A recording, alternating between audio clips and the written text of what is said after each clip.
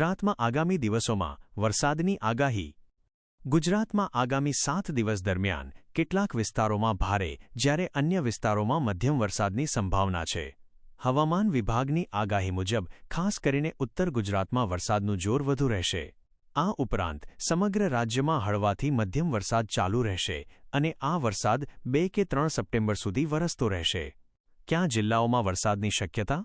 ઉત્તર અને મધ્ય ગુજરાત, બનાસકાંઠા, સાબરકાંઠા, મહેસાણા, પાટણ, અરવલ્લી, મહીસાગર, દાહોદ, ગાંધીનગર, પંચમહાલ, ખેડા, આણંદ, છોટાઉદેપુર અને વડોદરામાં વરસાદનું પ્રમાણ વધુ રહેશે. દક્ષિણ ગુજરાત, વલસાડ, નવસારી, સુરત, તાપી, ડાંગ, નર્મદા અને ભરૂચમાં અમુક જગ્યાએ ભારે વરસાદની શક્યતા છે.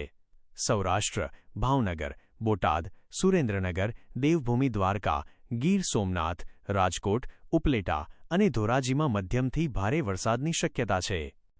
પર્વ ઉત્સવો અને વરસાદની આગાહી. હવામાન નિષ્ણાત અંબાલાલ પટેલના જણાવ્યા મુજબ આગામી દિવસોમાં ગુજરાતમાં ચોમાસું સક્રિય રહેશે.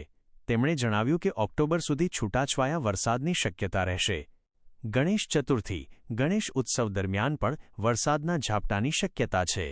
ભાદરવી પૂનમ, ભાદરવી પૂનમના મેળા સમયે પણ વરસાદ ચાલુ રહેશે.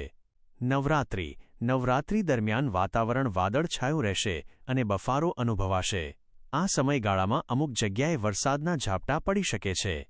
અંબાલાલ પટેલની આગાહી અનુસાર 25મી-28 ઓગસ્ટ દરમિયાન ગુજરાતમાં સારો અને સાર્વત્રિક વરસાદ પડશે. 27 ઓગસ્ટ પછી ફરી એકવાર વરસાદનું જોર વધવાની શક્યતા છે. વરસાદની આગાહી અંગે વધુ માહિતી જોઈતી હોય